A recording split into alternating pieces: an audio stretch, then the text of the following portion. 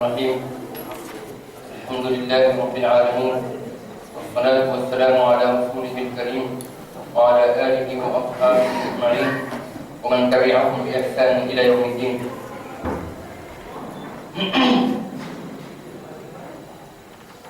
میں بہت شکر گزار ہوں انٹیگرل یونیورسٹی کا ذمہ داران کا، علی گڑھ یونیورسٹی کا اور اس کے اس پروگرام کے ذمہ دار جناب ڈاکٹر پرویز قاری صاحب کا. ان حضرات نے مجھ کو مسلمانوں کی سوشو اکنامک کنڈیشنز کے اوپر ہم لوگوں نے جو کام کیا ہے اور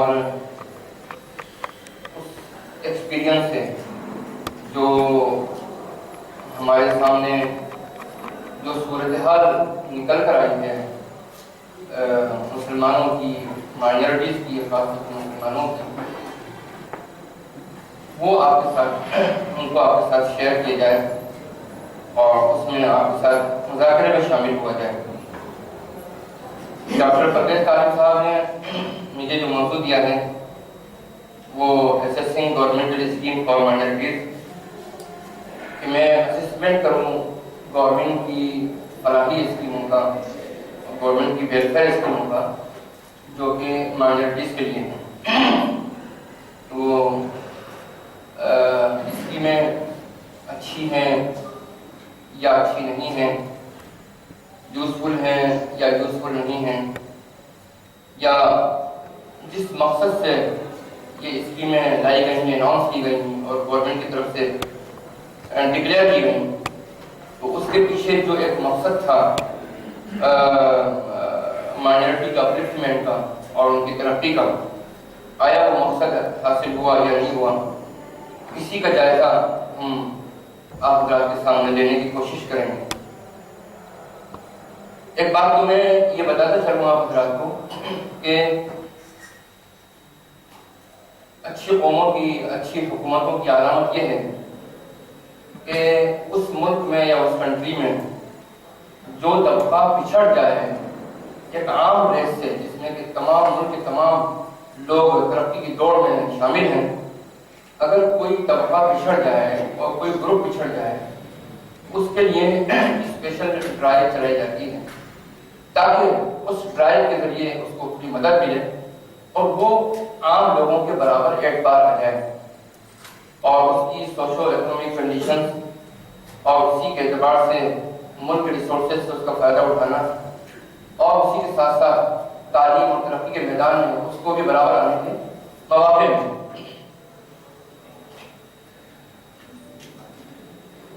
ظاہر ہے کہ یہ اسپیشل ڈرائیو ظاہر ہے کہ ریزرویشن کی شکل میں شیڈول کاسٹ شیڈول ٹرائب کے لیے آزادی سے چلتی رہی. 80s کے آس پاس میں او بی سی کے لیے ریزرویشن کی ڈرائیو چلی اور مسلمانوں کی ریزرویشن کی ڈرائیو نہیں چلی، لیکن 10 پلان یعنی 2007 تک 2007 تک مائنورٹی کے نام پر کوئی اسپیشل ڈرائیو ہندوستان کی تاریخ میں نہیں چلائی گئی. 11 پلان جو کہ پیریڈ کور کرتا ہے 2007 سے لے کر 2012 کا، وہ پہلا انیشیٹو ہے گورنمنٹ آف انڈیا کا، پہلا انیشیٹو ہے، پہلا اقدام ہے گورنمنٹ آف انڈیا کا کہ جس میں اس پلان میں مسلمان مائنورٹیز کو اور خاص طور پر مسلمانوں کو ٹارگیٹ کیا گیا کہ ان کو بھی، کہ بہت پچھڑ گئے ہیں، ان کو بھی آگے لانے کی کچھ جدوجہد کی جائے. تو ظاہر ہے کہ 11ویں پلان سے پہلے کا جو پیریڈ ہے وہ ہمارے ڈسکشن میں ہے ہی. ہم جو کچھ بھی گفتگو کریں گے اس کے بعد ہی کریں گے. تو ہمارا مدعا یہ تھا اور جو ہمارے لیے لمحہ فکریہ تھا وہ یہ تھا کہ مسلمانوں کے لیے اور مائنورٹیز کے لیے اور خاص طور پر مسلمانوں کے لیے اسپیشل ڈرائیو کی ضرورت کیوں ہے.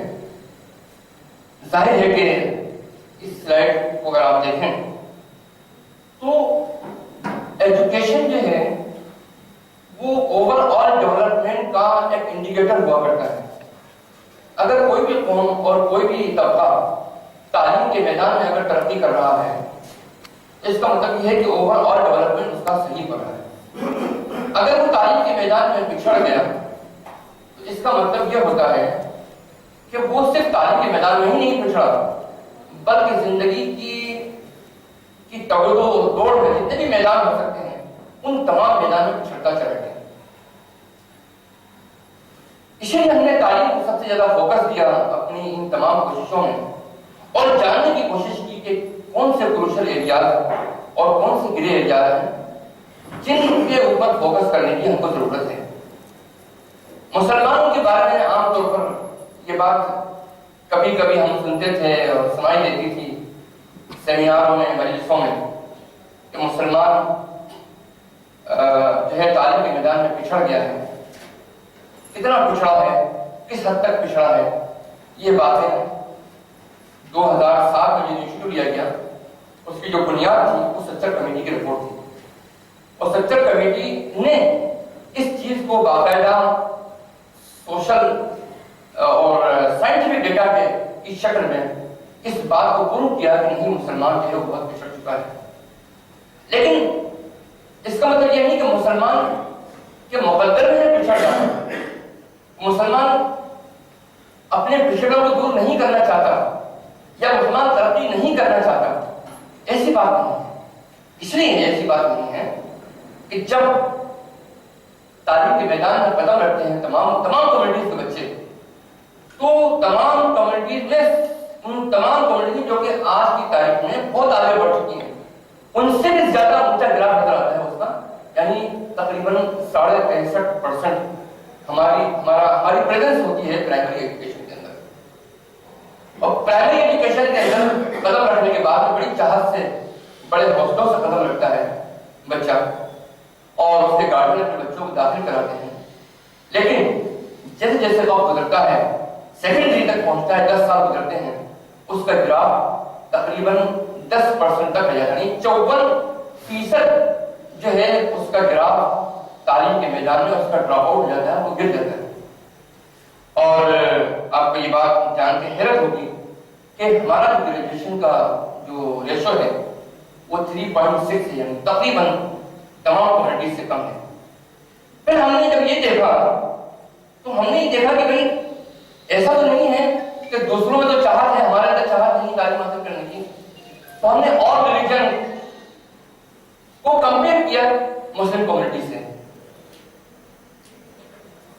اور ریلیجن اس کی مان لیجیے کہ ہندوستان میں بہت ہی مائنر تعداد ہے ایسے لوگ جن کا کوئی مذہب نہیں ہے، ورنہ ہندوستان میں رہنے والے تقریباً تمام ہی لوگ کسی نہ کسی مذہب سے جڑے ہیں۔ اب آپ یہ دیکھیے کہ شروعات ہوتی ہے تو دوسری کمیونٹیز 55% سے شروعات کرتی ہیں، ہم 65% سے شروعات کرتے ہیں۔ گرین لائن انڈیکیٹر ہمارا ہے اور ریلیجن کا بھی۔ لیکن سیکنڈری ایجوکیشن میں ڈراپ آؤٹ ہونے کے بعد میں وہ برابر دیگر کمیونٹی سے بالکل پچھڑتا چلا جاتا ہے۔ اس سے یہ بات ثابت ہو جاتی ہے کہ مسلمان تعلیم کے میدان میں تو قدم رکھنا چاہتا ہے، بڑے حوصلوں سے رکھتا ہے، لیکن بہت تیزی سے اس کا جو گراف گرتا ہے اس کی وجوہات اس کی چاہت نہیں ہے، عدم چاہت نہیں ہے، بلکہ کچھ اور وجوہات ہیں جن وجوہات کو ہم کو تلاش کرنے کی کوشش کرنی چاہیے۔ آئیے ہم نے ان وجوہات کو تلاش کرنے کی کوشش کی۔ انڈسٹری میں اور کاروبار میں ایک تھیوری ہے 3M تھیوری،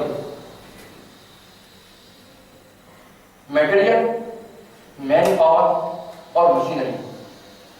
یہ تھیوری لاگو ہوتی ہے انڈسٹریز کے اندر، اور یہ بات بالکل ثابت ہو چکی ہے کہ ان تینوں چیزوں میں مشین، مین پاور اور میٹیریل، ان میں جتنا اچھا کوآرڈینیشن ہوگا اتنا ہی اچھا پروڈکشن نکل کر آئے گا، اتنا کوالٹی کا پروڈکشن ہوگا۔ اسی 3M تھیوری کو ہم نے ایجوکیشن پر پلاٹ کرنے کی کوشش کی اس ڈیٹا کی روشنی میں جو کہ رنگناتھ مشرا اور سچر کمیٹی نے دیا ہوا ڈیٹا۔ جو ڈیٹا ہے وہ سچر کمیٹی اور رنگناتھ مشرا کا ہے، اور 3M تھیوری کو ہم نے اس پر پلاٹ کرنے کی کوشش کی ہے۔ آپ یہ دیکھیے یہ ہے کہ 3M تھیوری میں ہم نے یہ کیا کہ ہائر ایجوکیشن کا یہ جو گراف ہے وہ زیادہ تر ہائر ایجوکیشن پر ہم اپلائی کرتے ہیں. پہلا ایم ہے مارکس ہے. ہائر ایجوکیشن میں جانے کے لیے سب سے پہلا جو مرحلہ ہوتا ہے وہ کمپٹیشن کو بیٹ کرنا ہوتا ہے. آپ کوئی بھی انجینئرنگ میں چلے جائیں, کسی بھی برانچ میں چلے جائیں, پروفیشنل کورس میں چلے جائیں, یا میڈیکل میں چلے جائیں, یا سول سروسز میں چلے جائیں, آپ کو کمپٹیشن بیٹ کرنا پڑے گا. پہلا مرحلہ آپ کا یہ نمبر 1. نمبر 2, بچے نے کمپٹیشن تو کلیئر کر لیا, لیکن جس لائن میں یا جس سیکٹر میں اس نے جانے کے لیے یا جس فیلڈ میں جانے کے لیے اس نے کمپٹیشن کو بیٹ کیا ہے اور کلیئر کیا ہے, آیا اس میں جانے کے لیے اس کی فیملی کا, اس کے خاندان والوں کا مائنڈ سیٹ ہے یا نہیں ہے. یہ بھی ایک بہت بڑا مرحلہ ہے. مان لیجیے ایک بچہ ہے, وہ ڈاکٹری کرنا چاہتا ہے, اس نے MBBS کا کمپٹیشن کلیئر کر لیا, لیکن اس کی فیملی تیار نہیں ہے کسی بھی وجہ سے. وہ ایک ڈاکٹر مختلف فیکٹر ہو سکتے ہیں. مثال ان کا کاروبار بہت بڑا ہے تو وہ ڈاکٹر کیا کرے گا جس سے زیادہ ہم کما سکتے ہیں. مثال کچھ بھی وجوہات ہو سکتی ہیں, مائنڈ سیٹ ہونا. اور تیسرا ہے منی یعنی پیسہ. ایک شخص کے اندر مارکس بھی لے آیا اور اس کا مائنڈ بھی سیٹ ہے, لیکن اس کو شوق دلا کر آپ اس کا میڈیکل میں ایڈمیشن نہیں کرا سکتے. جتنا پیسہ چاہیے میڈیکل میں ایڈمیشن لینے کے لیے اتنا پیسہ تو چاہیے, ضرورت پڑے گی, اس کے بنا وہ آگے نہیں بڑھ سکتا. اس تھیوری کو ہم نے 3M تھیوری کو ہم نے ایجوکیشن کے اندر پلاٹ کیا ہے سچر صاحب کے ڈیٹا پہ. اب سچر صاحب کیا کہتے ہیں وہ آپ ذرا سمجھنے کی کوشش کیجیے گا. میں تو ایکسپلین کر رہا ہوں اپنے تاکہ میری کنٹینیوشن بات رہے, باقی تمام چیزیں آپ سلائڈ سے بھی سمجھ چکے ہوں گے. کہ سچر صاحب یہ فرماتے ہیں کہ مسلمانوں کے اندر 55% کی پاپولیشن 55% کی پاپولیشن ایسی ہے جس کی per capita monthly per capita expenditure power یعنی MPC جو ہے وہ تقریباً 0 روپے سے لے کر 500 روپے, میکسیمم لمٹ جو ہے 500 روپے ہے. مسلمانوں 55% لوگ ایسے ہیں جن میں ایک یونٹ یعنی ایک شخص کی اگر 5 ممبر مان لیجیے, 3 بچے اور میاں بیوی ہیں, تو جو ایوریج نکل کے آتا ہے وہ یہ کہ 500 روپے میکسیمم. اس میں اگر 5 افراد کی فیملی ہے اس میں 2500 روپے کی ماہانہ آمدنی ہوئی, یہ مطلب نکل کے آتا ہے. سچر صاحب اس لیے فرماتے ہیں کہ 35% آبادی مسلمانوں کی ایسی ہے کہ 35% آبادی مسلمانوں کی ایسی ہے کہ جن کی آمدنی 500 روپے سے اباؤ لیکن بلو 1000, یہ میکسیمم لمٹ ہے 1000. ٹھیک ہے. اور صرف 10% کی آبادی ایسی ہے کہ جن کی آمدنی پلس 1000 ہے, یعنی 1000 سے زیادہ اس کے اوپر کی کوئی لمٹ نہیں ہے. اب آپ دیکھیے 3M تھیوری کو اس میں پلاٹ کر کے دیکھیے. ایک شخص جو ہے وہ 55% کی آبادی میں ہم پلاٹ کرتے ہیں اس کو. ایک شخص نے میڈیکل کا ایگزام کا انٹرنس ایگزام کلیئر کر لیا, لیکن اس کا تو مائنڈ سیٹ ہو بھی نہیں سکتا تھا, کلیئر کر لیا, اس کو تو کھانے ڈالے پڑ گئے. 2500 روپے میں اس کے بعد اپنا فیملی کا گھر پالیں گے, اس کو دال روٹی کھلائیں گے یا میڈیکل میں ایڈمیشن کرائیں گے. تو مان لیجیے اس پر تو بیریئر لگ گیا, پاکستان تک اس ریس سے نکل گئے طریقے سے. اب ہم آگے دیکھیے کہ 35% باقی رہ جاتے ہیں کہ جس میں کہ بچے نے کمپٹیشن بھی کلیئر کر لیا اور اس کی فیملی میں مائنڈ سیٹ ہے, لیکن آپ کو در بھٹک رہے ہیں کہ میرے بچے کی فیس ادا ہو جائے, میں اپنے انجینئرنگ میں یا میڈیکل میں یا کسی میں بھی ایڈمیشن کروا لوں. تو معلوم ہوا کہ پیسے کا انتظام نہیں ہو سکا, تاریخ نکل گئی, یہ بھی ریس سے باہر ہو گئے. اب آپ آئیے تیسرے کی طرف. تیسرے کے ساتھ دوسری پرابلم ہے, انہوں نے مارکس کلیئر نہیں کیا, کمپٹیشن ان کے پاس پیسہ ہے لیکن اس بات کی گارنٹی نہیں ہے کہ وہ بچے نے مارکس کلیئر کر لے گا یا نہیں کرے گا, یا اس کا مائنڈ سیٹ ہے یا نہیں ہے. یہی وجہ ہے کہ ہم ان تمام بیریئرز کی وجہ سے ایک بات تو سمجھ لیجیے کہ ہائر ایجوکیشن کی دوڑ سے 90% مسلمان فائنینشیل ریسورسز کم ہونے کی وجہ سے نکل گئے ہائر ایجوکیشن کی وجہ سے. یہ بات بالکل ثابت ہو جاتی ہے. اور چلیے ہم اس بات پر صبر کر لیں کہ چلو آئندہ کچھ نہ کچھ کریں گے اور کچھ نہ کچھ ایسی صورتحال نکل کر آئے جس سے کہ ہم یہ امید بنے ہماری کہ نہیں آنے والے وقت میں کوئی نہ کوئی کنڈیشن اچھی ہو سکتی ہے, لہذا ہمیں کچھ نہ کچھ करनी चाहिए। वहां पर भी आगे एक बहुत बड़ी अजीब बड़ी चैलेंजिंग सिचुएशन सामने आई, और वो ये कि फाइनेंशियल रिसोर्सेज के लिहाज से और हमारी आमदनी के लिहाज से हमारे अंदर जो खर्च करने की ताकत है, एमपीसी जिसे मैंने अर्ज किया, उसमें भी हमारे और दीगर कम्युनिटी और इंडिया के अंदर दरमियान जो गैप है बढ़ता चला जा रहा है। ये 1999 से 2008 का डेटा है, ठीक है, ये एनएसएस का डेटा है, और ये हमारे इससे ज्यादा अलार्मिंग है कि हमारा जो एमपीसी है और इंडिया का जो एमपीसी है उसके दरमियान जो गैप है बढ़ता चला जा रहा है। लिहाजा हमारे लिए चैलेंज भी है बढ़ता चला जा रहा है। लिहाजा इस कंक्लूजन पर आना लाजमी था कि अब इस उम्मत की, इस ग्रुप की ताकत तो खुद ब खुद दौड़ में रेस में शामिल होने की नहीं है, किसी ना किसी को सहारा ऐसा देना पड़ेगा। कम्युनिटी खुद सहारा नहीं दे सकती। आप एक मोहल्ले को संभाल लेंगे, एक शहर को संभाल लेंगे, पूरा हिंदुस्तान मिलकर एक छोटे से स्टेट को संभाल सकता है मान लीजिए, लेकिन पूरे हिंदुस्तान की 15-20 करोड़ की आबादी को कम्युनिटी खुद संभाल ले, ये तो मुमकिन नामुमकिन कैसे है। लिहाजा और ये बात भी बड़ी अलार्मिंग है कि जब कोई एक बड़ा ग्रुप, माइनॉरिटीज तकरीबन 20% है, अगर उनमें बड़ी तादाद मुसलमानों की है, एक बड़ा ग्रुप ह्यूमन डेवलपमेंट के जो पैरामीटर्स हैं उनमें अगर पिछड़ जाता है तो आप याद रखिए उसका रिफ्लेक्शन पूरे कंट्री के डेवलपमेंट के इंडिकेटर को जाकर पड़ता है। तो जाहिर है कि सिर्फ यहीं पर बात नहीं रुकती है कि मुसलमान पिछड़ रहा है, बल्कि हम ये बवान दोहर कह सकते हैं, और हमने कहा है कि हिंदुस्तान का मुसलमान इतनी बड़ी तादाद अगर पिछड़ेगा, इतनी बड़ी कम्युनिटी पिछड़ेगी, ये मुल्क पिछड़ेगा। इस मुल्क को तरक्की देने के लिए, इस मुल्क को आगे लाने के लिए, इस मुल्क को खुशहाल बनाने के लिए एक मुसलमानों की तरक्की भी एक लाजिम और मजलूम और उसको मशरूत कर देना चाहिए, शर्त लगा देना चाहिए, इसके बगैर इस मुल्क तरक्की नहीं कर सकता।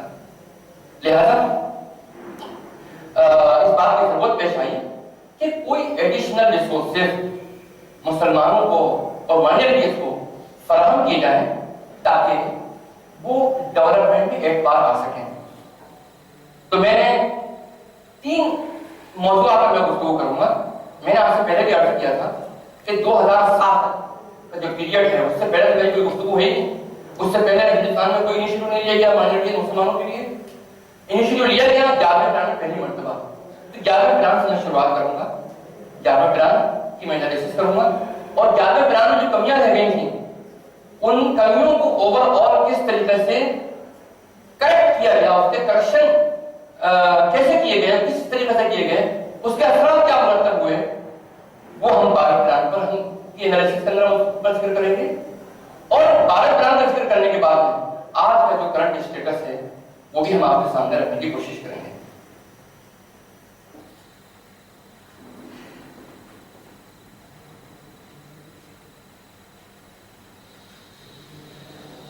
देखिए, स्कीमें, वेलफेयर स्कीमें, फलाही स्कीमें 3 तरह की होती हैं आमतौर पर। एक स्कीमें वो होती हैं जो कि 100% जिनको सेंट्रल गवर्नमेंट स्पॉन्सर करती है, और एक स्कीमें वो होती हैं जिनको 100% स्टेट गवर्नमेंट स्पॉन्सर करती है, और कुछ स्कीमें वो होती हैं जिसमें मेजर पार्ट सेंट्रल गवर्नमेंट का होता है और एक माइनर पार्ट स्टेट गवर्नमेंट का होता है। लेकिन एक बात याद रखनी चाहिए कि हम गुफ्तगू जो कर रहे हैं सेंट्रल गवर्नमेंट का प्रोग्राम है, तो सेंट्रल गवर्नमेंट की स्कीमों पर ही हम गुफ्तगू कर रहे हैं, लेकिन स्टेट की भी अपनी अपनी वेलफेयर स्कीमें होती हैं, और स्टेट की भी जिम्मेदारी है और सेंटर की भी जिम्मेदारी है, दोनों की बराबर की जिम्मेदारी है कि उसमें हिंदुस्तान में रहने वाले और स्टेट में रहने वाले शहरियों के लिए जिनको की जरूरत है स्पेशल ड्राइव की, उनके लिए स्पेशल ड्राइव चलाई जाए, और जो पिछड़ रहे हैं उनको आगे लाने की जद्दोजहद और कोशिश की जाए। ये दोनों की जिम्मेदारी बनती है। लेकिन मैंने आपसे अर्ज किया कि स्टेट की अपनी स्कीम होती हैं और सेंटर की अपनी स्कीम होती हैं, तो जिस तरीके से सेंटर की स्कीमों को मॉनिटर किया जाता है जितना ज्यादा, उसी एतबार से اسٹیٹ کی بھی اسکیمس کو مانیٹر کیا جانا چاہیے. اور کئی اسٹیٹ میں اسٹیٹ کی اسکیمیں بہت اچھی ہیں. اور میں آپ کو بتاؤں کہ جب ہم نے 11 پلان کی نشست کے اوپر گفتگو کرنا شروع کی پلاننگ کمیشن نے, ہمارے ایک سینئر ساتھی ہلال بھائی بھی یہاں موجود ہیں, اور میں یہ چاہوں گا کہ اگر آپ حضرات چاہیں گے تو میرے پریزنٹیشن کے بعد اس سے متعلق جو بھی سوالات ہیں آپ حضرات کی گنجائش ہوگی کہ اپنے سوالات بھی رکھیں. انشاءاللہ ہلال بھائی سے میں درخواست کروں گا کہ وہ آپ کو جوابات دے دیں, تاکہ جو چیزیں میرے پریزنٹیشن سے اگر کلیئر نہیں ہو پائی ہیں میری کسی بھی سبقت لسانی یا تلخ زبانی کی وجہ سے, وہ اور زیادہ واضح ہو جائے.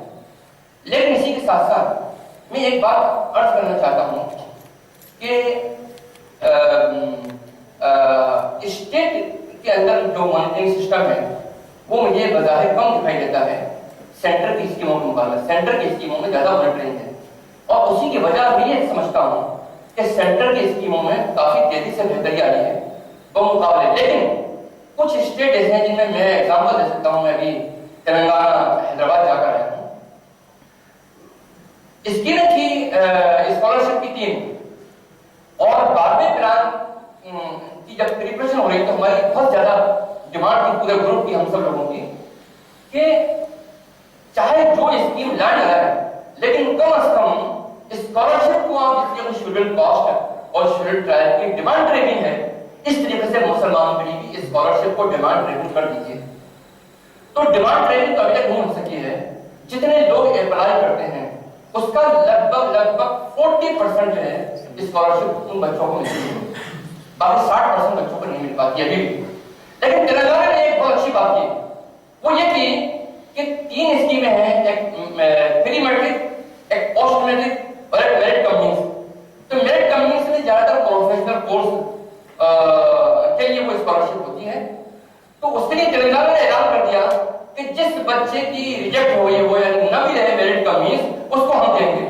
تو جب وہ تلنگانہ آندھرا تھا تب سے یہ بات چلی آ رہی ہے اور آج تک. تو الحمدللہ آندھرا نہیں بلکہ تلنگانہ میں رہنے والے مسلمانوں کے لیے, مائنورٹیز کے لیے یہ ایک اسکیم ایسی ہے, تینوں اسکیموں میں اسکالرشپ کی, کہ جو کہ وہاں کے لوگوں کے لیے ڈیمانڈ ریٹ ہو چکی ہے. 40% تو مان لیجیے 100 بچوں نے اپلائی کیا تو 40 بچوں کو سینٹر سے مل جائے گی, 60 بچوں کو گورنمنٹ آف تلنگانہ یہ کہتی ہے کہ ہم دے دیں گے, اور دے دیتی ہے باقاعدہ. یہ اسی طریقے سے پریشر بنانا چاہیے ہم کو دیگر اسٹیٹ کے اندر بھی, تاکہ وہ ہمارا بہت بڑا مسئلہ جو ہے وہ ہائر ایجوکیشن کا ہے.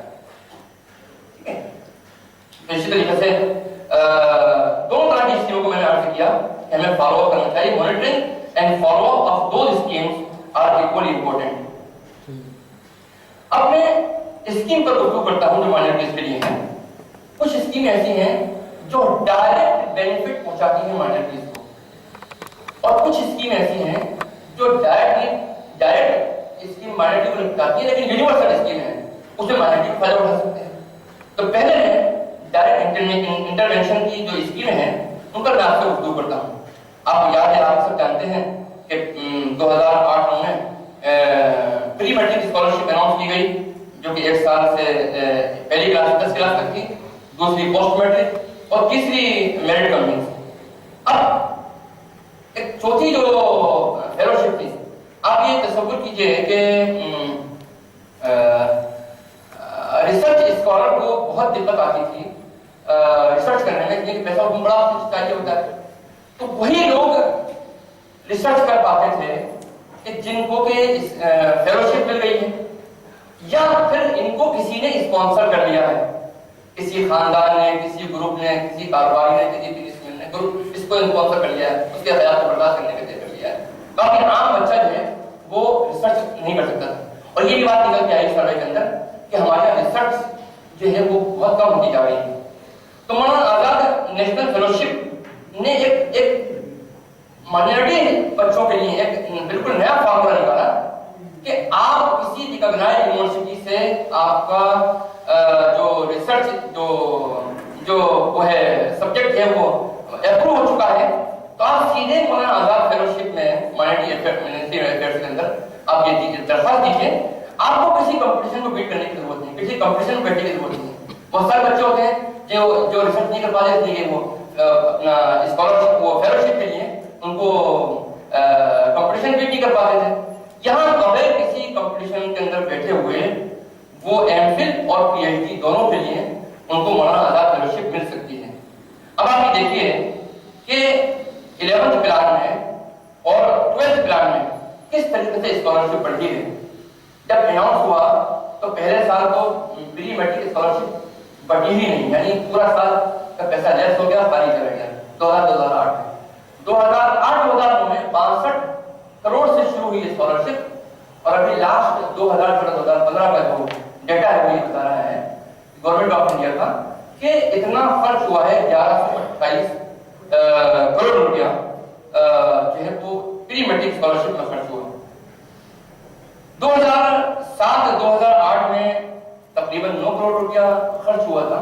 मैं अमाउंट ऐसी मैं बेनिफिशियरी का जगह नहीं बता रहा हूँ, अमाउंट इसलिए हमने मेंशन किया है ताकि पता चल जाए कि कितनी तेजी से प्रेशर जब बनता है गवर्नमेंट के ऊपर तो गवर्नमेंट खुद बखुद जो है वो अमाउंट बढ़ा देती है, आपको कुछ करने की जरूरत नहीं है। बहुत से लोग ये कहते हैं कि स्कॉलरशिप मिलती नहीं है तो अप्लाई करने से क्या फायदा। नहीं, अप्लाई करने से फायदा ये है कि जैसा जैसा एप्लीकेंट बढ़ते चले जा रहे हैं गवर्नमेंट अमाउंट बढ़ाती चली जा रही है। तो अगर 100 बच्चों ने अप्लाई किया 40 बच्चों को मिलेगी, 200 बच्चों ने अप्लाई किया तो 80 बच्चों को मिल जाएगी, मिसाल के तौर पर। इसी तरीके से अगर जितनी तादाद हमारी बढ़ती रहेगी उसी तरीके से एक नई दिन को आ जाएगा इसी प्रेशर में कि ये स्कॉलरशिप तीनों का स्कॉलरशिप डिमांड ड्राइविंग हो सकती है। लेकिन शर्त ये है कि ये सोशल प्रेशर जो है हम लोगों का वो क्रिएट करते रहना चाहिए स्कूलों के जरिए, कॉलेजों के जरिए, इंस्टीट्यूशन के जरिए और अपनी एनजीओ के जरिए। इसी तरीके से आप देखिए मेरिट कम्युनिटी स्कॉलरशिप 2007-2008 के अंदर 40 करोड़ से शुरू हुई थी और तकरीबन लास्ट ईयर 381 करोड़ रुपए उसमें एक साल में दिए गए। अब आप ये टोटल ग्राफ देख लीजिए कि ये ऊपर वाली जो 11 प्लान आपने लिखा हुआ लिखा हुआ ये पूरे 5 साल में स्कॉलरशिप तीनों स्कॉलरशिप में 2,000-2,500 करोड़ रुपया स्कॉलरशिप में दिया गया, मेरिट कम्युनिटीज में भी, पोस्ट मैट्रिक में भी और प्री मैट्रिक स्कॉलरशिप में भी। लेकिन अभी 3 साल गुजरे हैं, चौथे साल का डेटा अभी नहीं आया है, 3 साल गुजरे हैं। इस 3 साल में 12th प्लान में 5,000 करोड़ रुपया खर्च हो चुका है। ये इसी प्रेशर की वजह है, यानी आपने 5 साल में जो खर्च किया था उसके डबल जो है 3 साल में खर्च कर दिया आपने एक तरीके से। तो उसके बावजूद भी हम ये बात कह सकते हैं कि एलिजिबल स्टूडेंट जो है वो अभी 40% ही कवर किए गए। और जैसा कि मैंने अभी आपसे अर्ज किया कि मौलाना आजाद फेलोशिप उसमें भी जो है वो 2009-2010 में तकरीबन 15 करोड़ के बजट से शुरू की गई थी वो स्कीम और उसका टारगेट था कि 700 से लेकर 800 बच्चों को ईयरली फेलोशिप दी जाए। तो लास्ट ईयर का जो डेटा है 2018-2015 का उसमें 800 का टारगेट पूरा नहीं हुआ लेकिन लगभग बहुत करीब पहुंच गए। 756 फ्रेश और रिन्यूअल एप्लीकेशन जो है वो अप्रूव हो चुकी हैं और 50 करोड़ उसमें खर्च किया गया। जो जूनियर फेलोशिप जो है उसमें तकरीबन 25,000 दिया जाता है जो रिवाइज रेट है 20 के बाद, और सीनियर फेलोशिप में तकरीबन 28,000 रुपये पर मंथ दिए जाते हैं। कोचिंग फैसिलिटीज, जाहिर है कि हमारी दो ही प्रॉब्लम है। एक तो ये कि हमारा एडमिशन हो जाए और हम तालीम हासिल कर लें, नंबर 1। नंबर 2, तालीम हासिल करने के बाद हमको जॉब मिल जाए। जाहिर है कि बहुत सारे मुस्लिम बच्चे कॉम्पिटिटिव एग्जाम क्लियर करने के लिए कोचिंग की फैसिलिटी को हासिल नहीं कर पाते थे। तो इसके लिए कोचिंग सेंटर जो है वो गवर्नमेंट ऑफ इंडिया ने जो है उनको अप्रूव करना शुरू किया। लेकिन किसी भी कोचिंग सेंटर के लिए कंडीशन ये लगाई कि अगर आप किसी भी कोर्स में एडमिशन के लिए अगर आप कोचिंग सेंटर चला रहे हैं किसी भी कोर्स में एडमिशन के लिए, तो आप यहाँ एक साल में कम से कम 15% बच्चे कामयाब होने चाहिए, 100 में से 15%। लेकिन अगर 15% से कम हुए तो फिर अगले साल आपको दोबारा एड नहीं मिलेगी। इसी तरीके से अगर आप प्राइवेट सेक्टर में या पब्लिक प्राइवेट सेक्टर में या गवर्नमेंट की जॉब के लिए अगर आप वो کوچنگ کروا رہے ہیں تو 50% پلیسمنٹ کم سے کم ہونا چاہیے. تو آپ یہ دیکھیے کہ لگ بھگ ایک بچے کو تقریباً کے اوپر تقریباً 20,000 روپیہ دیا جاتا ہے اور 3,000 روپیہ جو ہے باہر کے بچے کو ماہانہ اسٹائپنڈ دیا جاتا ہے اور 1,500 لوکل بچے کو. تو آپ یہ دیکھیے گراف موجود ہے کہ 2012-13 میں 14 کروڑ روپیہ خرچ ہوا, 2013-14 میں 23 کروڑ خرچ ہوا, 14-15 میں تقریباً 31 کروڑ روپیہ کوچنگ سینٹر کے اوپر گورنمنٹ آف انڈیا نے خرچ کیا. اسی طریقے سے بہت سے بچے سول سروسز کے امتحانات کے لیے پریشان ہوتے تھے کہ اس کے تیاری کے لیے کوچنگ سینٹر جوائن نہیں کر سکتے, کوچنگ کی فیسیں بہت کمرشلائز ہے, بہت مہنگی ہیں.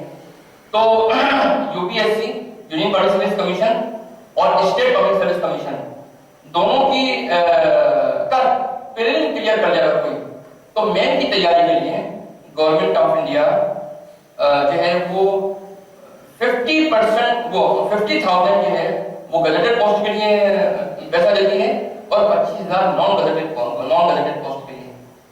اور اس کا بھی آپ دیکھ لیے ٹارگیٹ ہے کہ 800 کینڈیڈیٹ کو گویا کہ یہ پیسہ دینا تھا, تو تقریباً 2015 میں 550 کے لگ بھگ بچوں کو دیا گیا اور یہ ہے 2 کروڑ روپیہ 14 میں خرچ کیا گیا, 3 کروڑ روپیہ 15 میں اور 2015-16 کے اندر تقریباً 4 کروڑ کا بجٹ ایسٹیمیٹ ہے.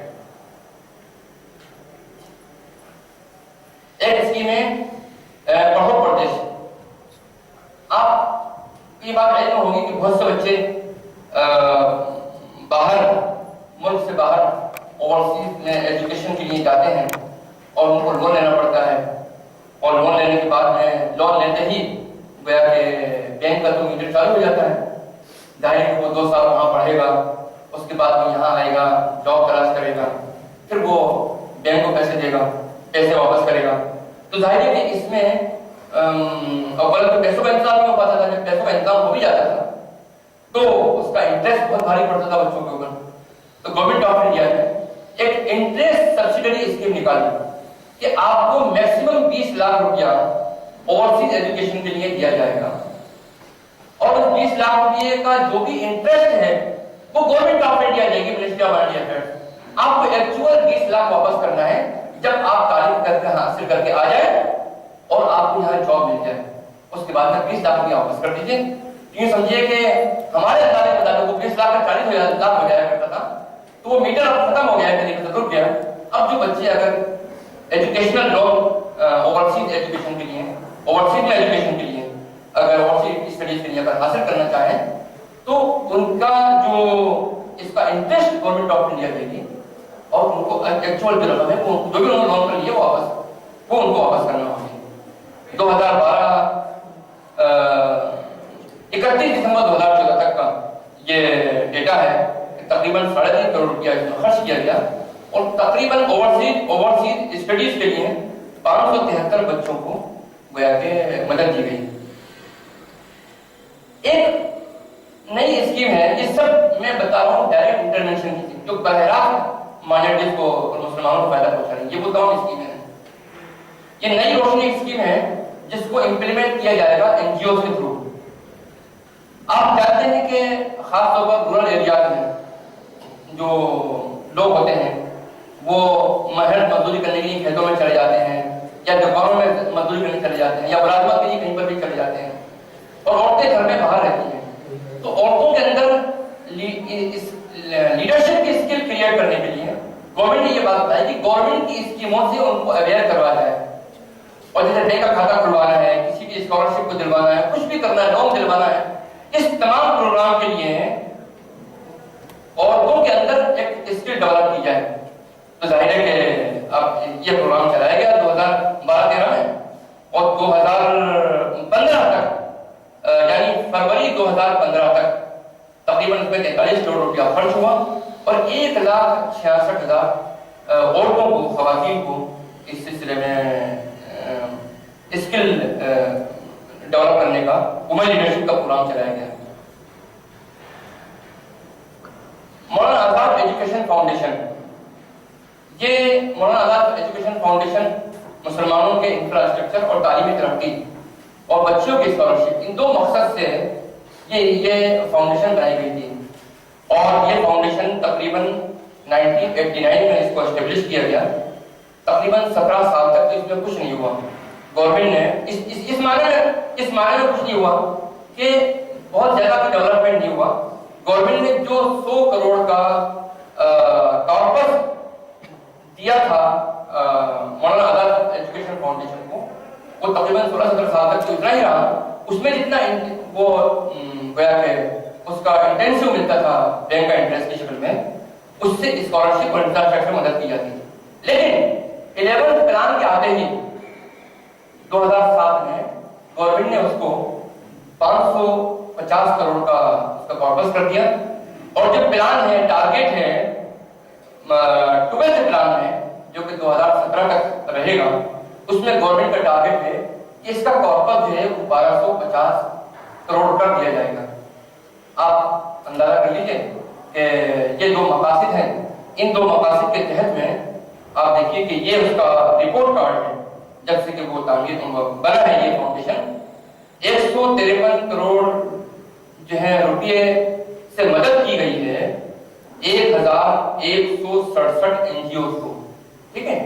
اور تقریباً 77,000 بچیوں کو 90 کروڑ کے اماؤنٹ سے ان کو اسکالرشپ دی گئی ہے بچیوں کو. بعد میں پلان میں ہماری 2 ڈیمانڈ تھی.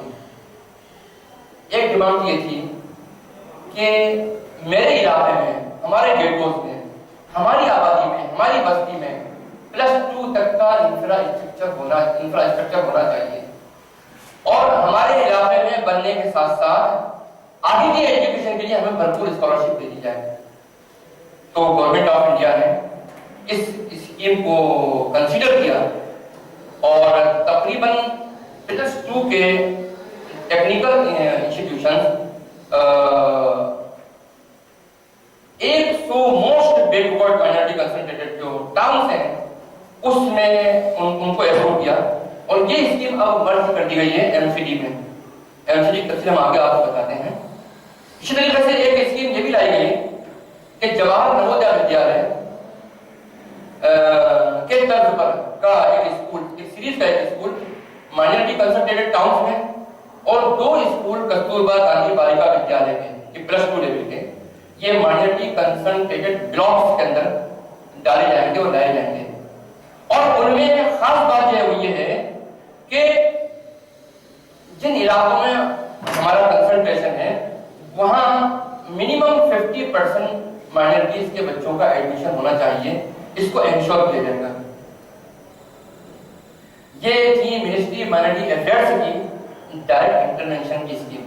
اب 2 اسکیمیں میں آپ کو بتاتا ہوں جو کہ ڈائریکٹ انٹرونشن کی ہیں لیکن وہ HRD منسٹری کی ہیں. اور اس میں آپ دیکھ لیجیے کہ یہ ایک وہ تھی مولانا آزاد کی انفراسٹرکچر ڈیولپمنٹ کی، ایک یہ ہے، یہ بھی ہے IDMI کے نام سے ہے، infrastructure development of minority institutions. تو یہ پرائیویٹ اداروں کو بھی اور جو ایڈڈ ہے ان کو بھی سب کو دی جاتی ہے. اور اس میں میکسیمم لمٹ ہے کہ 50 لاکھ ایک انسٹیٹیوشن کو دیے جائیں گے. تو آپ دیکھیے کہ منسٹری مائنورٹی افیئرس نے 2009-10 سے لے کر اور 31 اگست 2014 تک تقریباً 1200 انسٹیٹیوشنز کو 173 کروڑ روپے سے انفراسٹرکچر ڈیولپ کرنے کے لیے مدد دی. یہ HRD کی اسکیم ہے. اسی طریقے سے ایک اسکیم ہے HRD کی مدرسہ ماڈرنائزیشن کے لیے پرووائڈنگ کوالٹی ایجوکیشن ان مدرسہ SPQM. اس کا مقصد ہے وہاں پر سائنس کی لیب قائم کرنا، کمپیوٹر لیب قائم کرنا، سائنس کے ٹیچر جو ہے پڑھانا، ان کو ٹرین کرنا، یہ تمام چیزیں ہیں. تو 11 پلان میں یہ شروع ہو چکی تھی اسکیم. تقریباً 12,739 مدرسوں کو یہ ایڈ دی گئی اور تقریباً 30,507 ٹیچرز کو ٹرین کیا گیا. اور اس میں تقریباً گورنمنٹ آف انڈیا کا 283 کروڑ روپیہ خرچ ہوا. آپ کو یہ بات معلوم ہے کہ گورنمنٹ نے اپنے قانون کے ذریعے تمام بینکوں کو نیشنلائز کر دیا تھا اس وقت. अब तो प्राइवेट बैंक भी है। नेशनलाइज जब किया गया तो एक बात भी सामने आई कि अभी तक तो बैंक है प्राइवेट थे, लेकिन जब गवर्नमेंट ने नेशनलाइज कर दिया है बैंकों को तो उसका फायदा गरीबों और आवाम को भी मिलना चाहिए। और जब देखने बात आती थी तो ये लगता था कि बड़े बड़े कॉर्पोरेट सेक्टर के जो लोग हैं उनको बड़े बड़े सैकड़ों हजारों करोड़ लोन दिए जाते थे। तो गवर्नमेंट ऑफ इंडिया ने एक कानून ये बना दिया कि प्रायोरिटी सेक्टर लैंडिंग जो पूरा क्रेडिट है बैंक का, उसका 40% जो है वो प्राइवेट को प्राइवेट सेक्टर लैंडिंग में दिया जाएगा। उसमें जैसे एग्रीकल्चर लोन है, loan for small scale industries है, स्मॉल बिजनेसेस है, और लोन टू रिटेल बिजनेस है, प्रोफेशनल और सेल्फ एम्प्लॉयमेंट के लोग हैं। और हमारा जो इसमें एम्फसाइज है वो एजुकेशन लोन के ऊपर है, खास इंफ्रास्ट्रक्चर के लिए हो या एजुकेशन उसके लिए हो, स्कॉलरशिप के लिए हो। तो आप ये देखिए कि पहले ये चीज शामिल नहीं थी 15 पॉइंट प्रोग्राम में, लेकिन पहले तो ये शामिल किया गया कि इस प्रायोरिटी सेक्टर लैंडिंग में बैंक लोन देगा माइनॉरिटीज को, तकरीबन जो देगा उसका 40% का 15% माइनॉरिटी में शेयर होगा। यानी 100 रुपया दिए गए कारोबारियों को तो उसमें से जो 40% है वो छोटे कारोबारियों को दिए जाएंगे, और 40% का 15% जो है वो माइनॉरिटीज का उसमें शेयर बनता है। अब आप देखिए कि जो प्राइवेट सेक्टर लैंडिंग ये वो तकरीबन 31 मार्च 2015 को 17 लाख करोड़ था, ये आउटस्टैंडिंग थी बैंक की। और उसमें हमारा जो परसेंटेज बनता है वो तकरीबन 15% का बनता है। मैं आपको आगे बताता हूँ। देखिए ये तकरीबन 2007 इसकी जब मॉनिटरिंग नहीं की जा रही थी तो आप देखिए कि 2007-2008 में 10% के लगभग था माइनॉरिटी का शेयर, और जब बहुत तेजी से बढ़ा तो बढ़ते बढ़ते 15% की क्रॉस कर चुका है 31 मार्च 2015 तक। और इसमें हमने ये भी देख दिया है, भाई कुछ लोग एतराज करते थे कि भाई माइनॉरिटी का शेयर में मुसलमानों को कोई शेयर मिलता ही नहीं है, लेकिन इसमें पूरा गवर्नमेंट ऑफ इंडिया का डेटा मौजूद है किस कम्युनिटीज ने कितना कितना बेनिफिट इस तरीके से उठाया। अब आप ये देखिए कि प्रायोरिटी सेक्टर लैंडिंग का जो टोटल अमाउंट था 17 लाख करोड़, 17 लाख करोड़ 40% टोटल अमाउंट का जो मैंने आपको बताया, टोटल अमाउंट यहाँ डिक्लेयर नहीं है, लेकिन 17 लाख करोड़ जो है वो 40% है। उस 40% का 15% अमाउंट जो माइनॉरिटी का है वो आज भी 2,70,000 आउटस्टैंडिंग है इस वक्त जो है जो माइनॉरिटीज को लोन दिया गया। तो आप ये समझिए कि हमारा शेयर टारगेट था 15% था, लेकिन अभी जो हमको शेयर मिल चुका है वो तकरीबन 15.84% हमको मिल चुका है, माइनॉरिटीज मिल चुका है। अब मैं डायरेक्ट इंटरवेंशन की स्कीम का चैप्टर क्लोज करके अब मैं उन स्कीम पर आता हूं जो कि यूनिवर्सल स्कीम है, सबके लिए है, हमारे लिए भी है, तमाम कम्युनिटीज के लिए है, लेकिन मुसलमानों के लिए बहुत अच्छी है। और मैंने इसमें लिख दिया है the bread and butter of my Muslim community.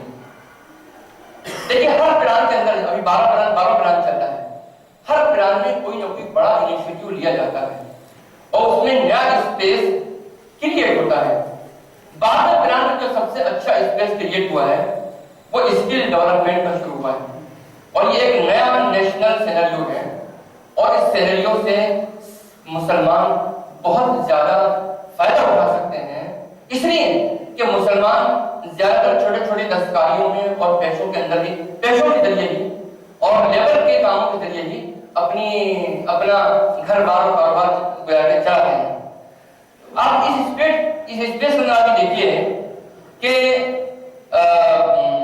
जाहिर है कि जो हुनर जिसे कहते हैं उसमें गवर्नमेंट ऑफ इंडिया ने ये कहा कि भाई जो भी चाहे उसको ले सकते हैं, लेकिन सबसे पहला जो टारगेट है स्किल डेवलपमेंट के प्रोग्राम से गुजारने का वो गवर्नमेंट ऑफ इंडिया कहना यह है कि सबसे प्रायोरिटी है वो कारपोरेट की है।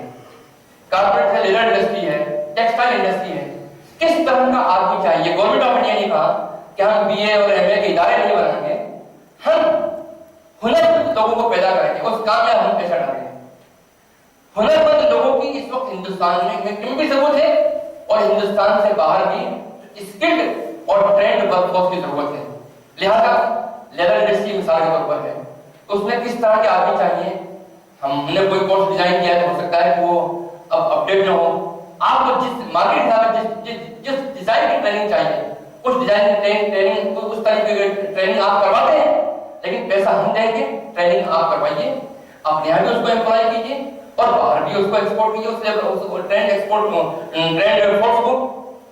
एजुकेशन इंस्टीट्यूशन को भी कहा कि क्योंकि आपके पास इंफ्रास्ट्रक्चर मौजूद है, आप BA और MA और चलाते हैं, एक स्पेस स्किल डेवलपमेंट का भी आप क्रिएट कर लीजिए अपने यहाँ प्रेमिसेस में।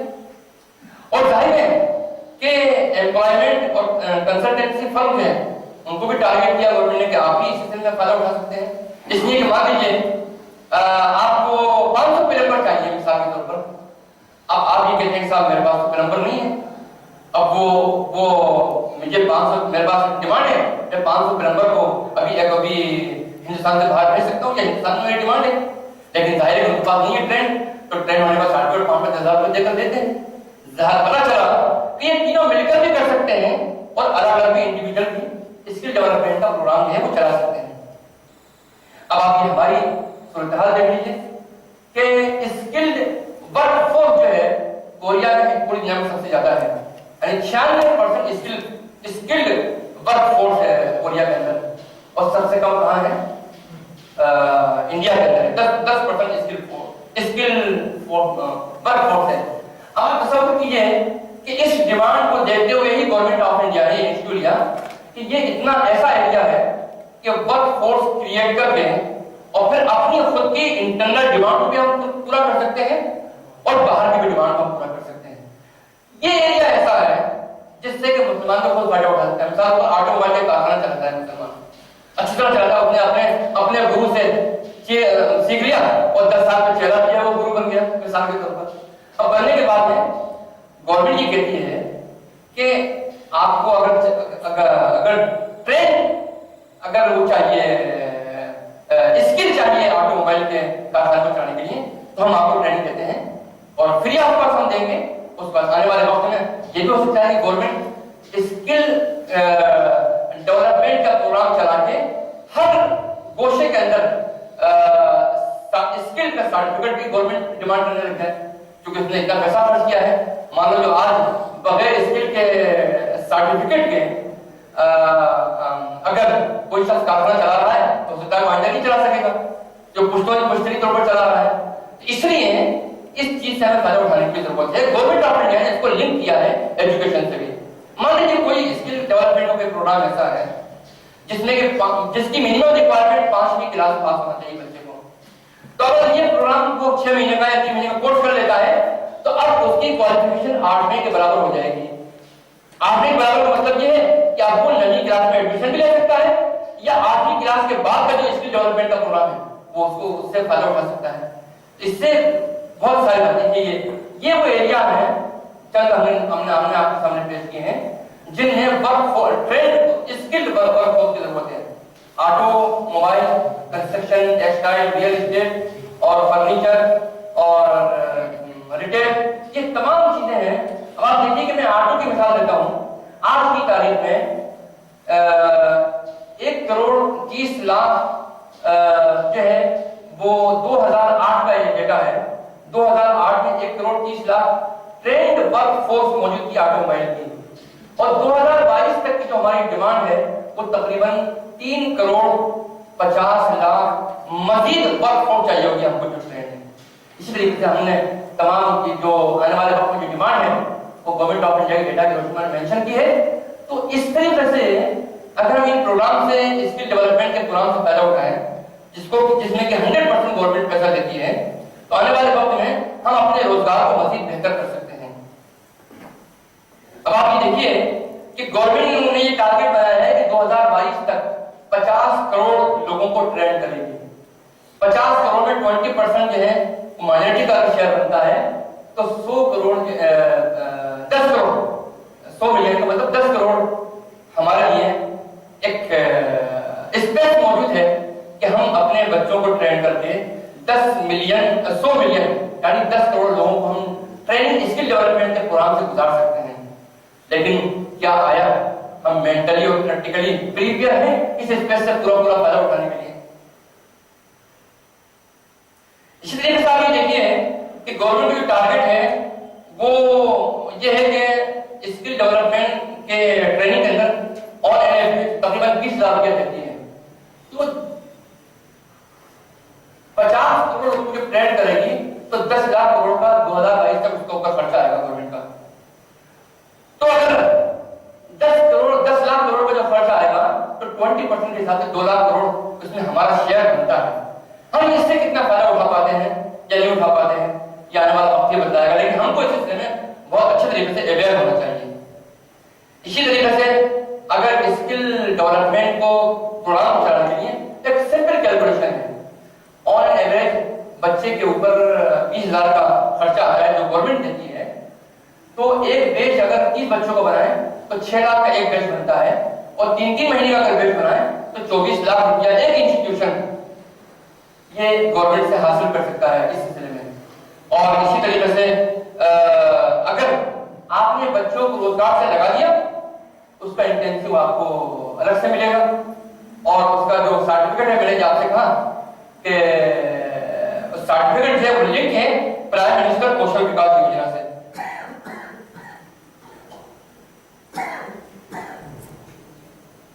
इसी तरीके से ये जो जितने भी कोर्स हैं जो कि 100% जो है गवर्नमेंट इनके अंदर फाइनेंस कर रही है, वो उन कोर्सेज को डिजाइन किया है, डेवलप किया गया है और अप्रूव्ड है national council for vocational training एनसीटीटी से। एक स्कीम है यूनिवर्सल स्कीम जो कि मोमा की है, जो कि माइनॉरिटीज के लिए है, स्किल डेवलपमेंट एम्प्लॉयमेंट एक्ट। आप ये देखिए कि सीखो और कमाओ, private approved project implementation agency PIN। तो गवर्नमेंट ने छोटे छोटे कोर्स डिजाइन किए हैं कि आप PIA के तहत में, जो कि तकरीबन गवर्नमेंट अभी तक 50 रजिस्टर कर चुकी है पूरे इंडिया में, और उसका कहना यह है कि आप ट्रेन हो और ट्रेन होने के बाद में रोजगार से लग जाए, सीखो और कमाओ। इसके तहत में गवर्नमेंट ने आप देखिए कि किस तरीके से प्रोग्राम चलाया है कि 25,000 ट्रेनिंग कॉस्ट आती है और 1,500 रुपये पर मंथ जो मिलता है वो लॉजिंग बोर्डिंग के लिए, और लोकल के लिए 750 रुपया, और रेजिडेंशियल ट्रेनिंग के लिए तकरीबन 1,500 रुपया। आप ये देखें कि इस प्रोग्राम में तकरीबन 2014-2015 में 64 करोड़ रुपया गवर्नमेंट ने खर्च किया, और तकरीबन 20,000 बच्चों का टारगेट था ट्रेन करने का, और तकरीबन 16,000 को फिजिकली वो ट्रेन कर चुके हैं, इस प्रोग्राम से गुजार चुके हैं। आपने अखबार में एक न्यूज सुनी होगी, ये 31 दिसंबर में 2015 को, अभी तकरीबन 2 हफ्ते पहले की बात है, कि वर्ल्ड बैंक ने अनाउंस किया है कि वो 50 मिलियन यानी 340 करोड़ रुपया माइनॉरिटीज के डेवलपमेंट के लिए और उनकी स्किल को डेवलप करने के लिए हिंदुस्तान को उसने दिया है। और ये अभी पाइपलाइन में है ये स्कीम, और ये स्कीम का भी मकसद ये है कि बच्चों को उनकी स्किल को डेवलप किया जाए, उनको NIS भी करवा दी जाए और उनका प्लेसमेंट भी करवा दी जाए। इस स्कीम में तीनों चीजें शामिल हैं। एक दूसरी स्कीम है, वो नई मंजिल के नाम से है, और उसका जो ड्यूरेशन है वो तकरीबन 9 से 12 महीने का है, और उसमें भी इसी तरीके से computer literacy, languages, health, life skill, ये तमाम चीजें उसमें शामिल हैं। और उसमें भी गवर्नमेंट ने ये टारगेट रखा है कि जो भी वो ये इससे फायदा उठाएगा, जो भी इंस्टीट्यूशन और इसमें एड लेना चाहेगा, उसमें 75% प्लेसमेंट जो है वो कम से कम होना चाहिए। अब देखिए کہ ہم نے آجیوکا کی ایک رورل ڈیولپمنٹ کی اسکیم ہے، وہ ہم نے مینشن کیا ہے کہ اتنے بچوں کو ایک طریقے سے ٹرین کیا جا چکا ہے، لیکن اس فگر کو مت دیکھیے، آپ یہ دیکھیے کہ سینٹرل گورنمنٹ کے علاوہ اسٹیٹ گورنمنٹ نے بھی اس میں کافی انیشیٹو لیا ہے۔ پورے ہندوستان میں تقریباً 40 سیکٹر اسکل کونسل جو ہے وہ ابھی تک بن چکے ہیں۔ ابھی تک apart from central state government schemes 40 sector skill council constituted, اور یہ جو ہے ان کے خود کے اپنے پروگرام ہیں، ان کے خود کے اپنے ٹارگیٹ ہیں، اور اس سے یہ بات صاف پتہ چل جاتی ہے کہ یہ اسکوپ بہت وائڈ ہے اور اس اسکوپ سے بہت فائدہ اٹھایا جا سکتا ہے۔ ابھی تک میں نے آپ کو جو بھی عرض کیا تھا وہ ڈائریکٹ انٹرونشن کی اسکیم یا انڈائریکٹ انٹرونشن کی اسکیم، جو ڈائریکٹلی مائنورٹیز کو فائدہ پہنچا رہے تھے یا انڈائریکٹلی مائنورٹیز کو فائدہ پہنچا رہے تھے۔ اب ایک نئی چیپٹر کے اوپر میں گفتگو کرتا ہوں، اور وہ ہے ایریا ڈیولپمنٹ کا۔ ایک تھیوری ہم نے پیش کی تھی کہ مسلم، یہ آج سے 10 سال پہلے کی بات ہے، مسلم کنسنٹریشن انکریزز پرفارمنس ڈیکریزز۔ مسلمانوں کی آبادی جتنی زیادہ ہوگی پرفارمنس اور اوور آل ڈیولپمنٹ وہاں اتنا ہی کم ہوگا۔ تو ظاہر ہے یہ تو عجیب سے سوال ہے، اس کا مطلب یہ ہے کہ مسلمان ترقی نہیں کرنا چاہتا مثال کے طور پر، حالانکہ ایسی بات نہیں ہے۔ اور اگر ایسی بات ہوتی تو ساؤتھ کا مسلمان کیوں ترقی کرتا، اور صرف نارتھ کے مسلمان نے ترقی نہیں کی، ساؤتھ کے مسلمان کو بھی ترقی کے میدان پچھڑ جانا چاہیے۔ یا یو پی کے اندر ہم لے لیں کہ کچھ ایریا ایسے ہیں جہاں مسلمان بہت ترقی کر رہے ہیں، اور کچھ ایریا ایسے ہیں جہاں مسلمان ترقی نہیں کر پا رہے۔ وہ ایریا جہاں کنسنٹریشن ہے وہاں مسلمان ترقی نہیں کر پا رہے، اور وہ ایریا جہاں پر مسلمان مائنورٹی میں ہیں وہاں مسلمان خوب ترقی کر رہے ہیں۔ تو معلوم ہوا کہ بات یہ نہیں کہ مسلمان نہیں چاہتا، مسلمان تو ترقی کرنا چاہتا ہے، لیکن مسلمان کو مسلمان کے علاقے میں فیسلٹی انفراسٹرکچر کی اویلیبل نہیں ہے، اس لیے وہ ترقی کے میدان میں چھڑ جاتا ہے۔ اس لیے میں نے آپ کو لکھ دیا ہے نیچے کہ backwardness is area based, less infrastructure development in Muslim concentration areas دیکھو۔ اب آپ دیکھیے یہ 4 اسٹیٹ آپ نے لیے ہندوستان کی، جو کہ نارتھ انڈیا کی ہیں، ویسٹ بنگال، بہار، آسام اور یو پی۔ پورے ہندوستان کی تقریباً 53% آبادی 4 اسٹیٹ میں رہتی ہے، اور یہ شیڈول کاسٹ اور شیڈول ٹرائب سے بھی جو ہے، اگر ہندو سے بھی جو ہے وہ پیرامیٹر کے اندر پیچھے ہیں لٹریسی کے اندر۔ اور نیچے آپ دیکھ لیجیے کہ ہندوستان کی 4 اسٹیٹ کو ہم نے لیا، کیرلا، آندھرا پردیش، کرناٹک اور تامل ناڈو، جبکہ وہاں 17% ہے، لیکن وہ ادر سے بھی 2% آگے ہیں لٹریسی میں، ہندو سے بھی جو ہے ہندو بھائیوں سے بھی 6% آگے ہیں، اور شیڈول کاسٹ شیڈول ٹرائب تقریباً 17% آگے ہیں۔ تو یہ بات یہ بتلاتی ہے کہ مسلمانوں کا کنسنٹریشن جہاں زیادہ ہوگا وہاں چونکہ بیسک امینٹیز اویلیبل نہیں ہے، انفراسٹرکچر اویلیبل نہیں ہے، ایجوکیشن انفراسٹرکچر اویلیبل نہیں ہے، اس لیے وہاں مسلمان ترقی نہیں کر پاتا۔ اس کی ایک مثال زندہ یہ بھی لے لیجیے کہ ہم نے 10 ڈسٹرکٹ کو ایسے لے لیا جہاں کے مسلمانوں کی آبادی 30% سے لے کر 50% تک ہے، اور 10 یو پی کے ان ڈسٹرکٹ کو لے لیا ہم نے جہاں پر مسلمانوں کی آبادی 3% سے لے کر 7% تک ہے۔ اب آپ اس میں یہ دیکھ لیجیے کہ رامپور لے لیجیے جہاں کے یو پی کے اندر سب سے زیادہ آبادی وہاں پر ہے، وہاں 49% کی آبادی ہے، لیکن لٹریسی ریٹ صرف 33% ہے۔ اور آپ للت پور لے لیجیے جہاں 3% آبادی ہے، اور وہاں کا لٹریسی ریٹ جو ہے وہ تقریباً 66% ہے۔ معلوم یہ ہوا، اس بات سے یہ بات ثابت ہو جاتی ہے کہ جہاں ہماری ایک ریسرچ چل رہی ہے پروگراموں کو کرنے کے لیے آپ سمجھ آتے ہیں،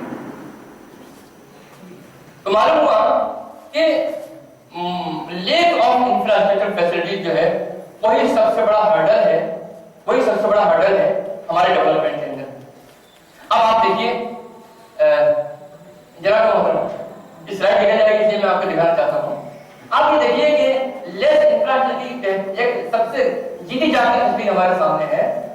तमिलनाडु में 2.5 लाख के ऊपर एक इंजीनियरिंग कॉलेज है, आंध्र प्रदेश में 3.5 लाख के ऊपर एक इंजीनियरिंग कॉलेज है, यूपी में 18 लाख के ऊपर एक इंजीनियरिंग कॉलेज है, आसाम में 88 लाख की पॉपुलेशन के ऊपर एक इंजीनियरिंग कॉलेज है, और बिहार में 1 करोड़ 3 लाख के ऊपर एक इंजीनियरिंग कॉलेज है। इसलिए आप देखो बिहार के बच्चे मजबूर होते हैं पूरे हिंदुस्तान में तालीम हासिल करने के लिए जाते हैं, उनकी मजबूरी है। ये है हमारा ग्रे एरिया जहां हमें खुद भी काम करने की जरूरत है और हुकूमत को भी मुतवज्जह करने की जरूरत है। तो एरिया डेवलपमेंट जो प्रोग्राम था उसमें इक्विटी बेस्ड यानी 15 पॉइंट प्रोग्राम में शामिल किया गया एरिया डेवलपमेंट अप्रोच को। अब उसका नतीजा देख लीजिए कि पहले 11वें प्लान के अंदर देखिए ये था कि wherever possible 15% of target and outlay under various schemes should be earmarked for minorities। यानी अगर 2% है तभी 15% के अंदर आ गया, 5% है वो भी 15% के अंदर आ गया। यानी ये जो था ये फ्लोर था, सीलिंग नहीं था एक तरीके से। लेकिन इस वर्डिक्ट को और इस वर्ड को हमारे पूरे ग्रुप ने चेंज करवाया 12वें प्लान के अंदर, और 12वें प्लान में उसका लक्ष्य ये चेंज करवाया कि 15% of fund wherever possible should be revised to 15% and above। यानी माइनॉरिटी का 15% तो कम से कम शेयर है, अप टू 15% नहीं, मिनिमम 15%। और अगर पॉपुलेशन हमारी 15% से ज्यादा है तो हमारी पॉपुलेशन के हिसाब से in proportion to the size of minority population. इसका रिफ्लेक्शन जो है आप आगे देखिए क्या पड़ता है कि 15 पॉइंट प्रोग्राम के अंदर हम लोगों ने जो छोटी छोटी स्कीमें थी उसके अलावा दीगर जो मिनिस्ट्रीज की स्कीमें थी उनको भी शामिल कराया गया, जैसे ministries of small and medium industries, youth affairs, agriculture and rural development, ये तमाम इसमें शामिल की गई। और आपको ये बात मालूम होनी चाहिए कि 12वें प्लान में 26 लाख करोड़ का टारगेट है गवर्नमेंट ऑफ इंडिया का 2017 तक।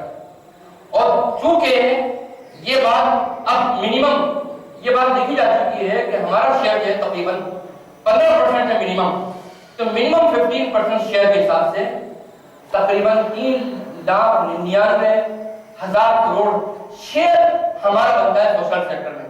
सोशल सेक्टर में हेल्थ और एजुकेशन की दोनों चीजें शामिल होती हैं। तो गवर्नमेंट ऑफ इंडिया का जो 12वें प्लान का टारगेट है उसमें हमारा जो शेयर बनता है वो 3,99,000 करोड़ का बनता है। आप ये तसव्वुर कीजिए कि 15% के साथ मेरा बनता है ना, तो क्या हम अपने इस शेयर को लेने के लिए प्रिपेयर हैं ना? अब 15 पॉइंट प्रोग्राम के अंदर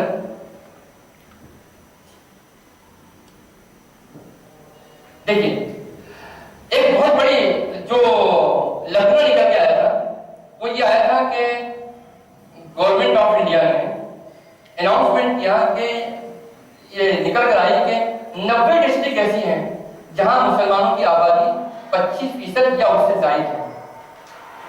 ये मैं बात कर रहा हूं 11वें प्लान की। तो गवर्नमेंट ने कहा कि अगर ये बेसिक पैरामीटर्स में अगर ये पिछड़ गए हैं, बेसिक कम्युनिटीज के अंदर पिछड़ गए हैं डिस्ट्रिक्ट, तो इनको एड पास लाने के लिए एडिशनल उनकी फाइनेंशियली हेल्प की जाए।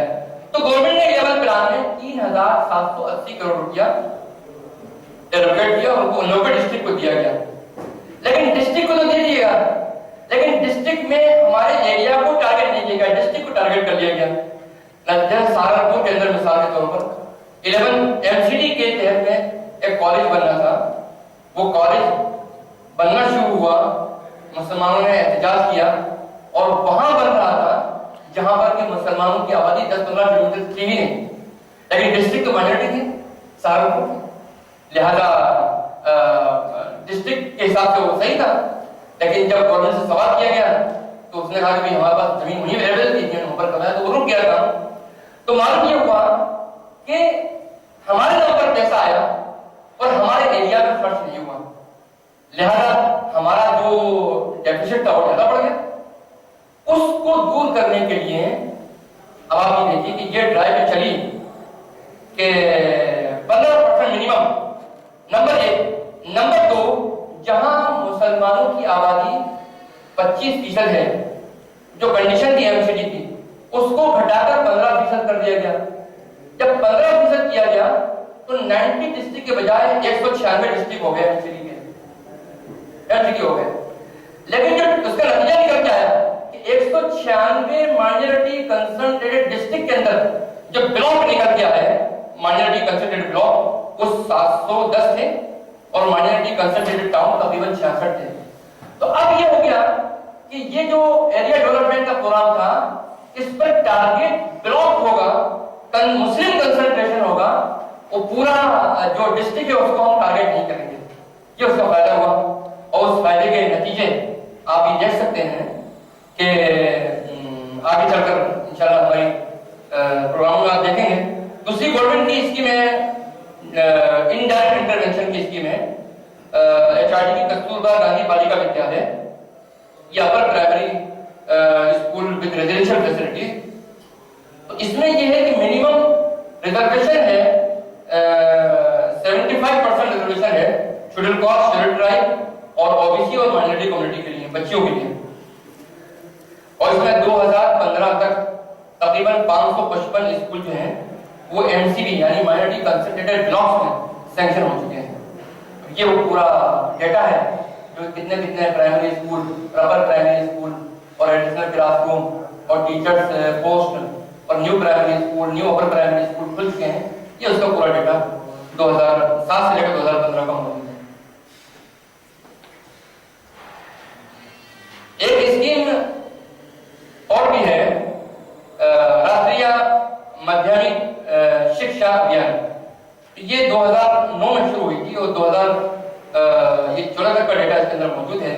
یہ سیکنڈری اسکول گورنمنٹ کے کھولے جائیں گے، تو گورنمنٹ نے یہ دیکھا کہ جب ٹارگیٹ کیا اس کو مائنورٹی کنسنٹریٹڈ ڈسٹرکٹ کو، اس میں یہ دیکھیے ہمارا 15% ہمارا جو ہے شیئر بنتا ہے، تو گورنمنٹ جو سینکشن کیے تقریباً 10,230، اس میں مائنورٹی کنسنٹریٹڈ ڈسٹرکٹ میں تقریباً 1162 جو ہے وہ سینکشن ہوئے۔ تو اگرچہ 15% کا ہمارا ٹارگیٹ تھا، لیکن تقریباً 11.5% تک پہنچ چکا ہے۔ یہ بھی اسی لیے کہ اس کی مانیٹرنگ بہت زیادہ ہوتی رہی ہے۔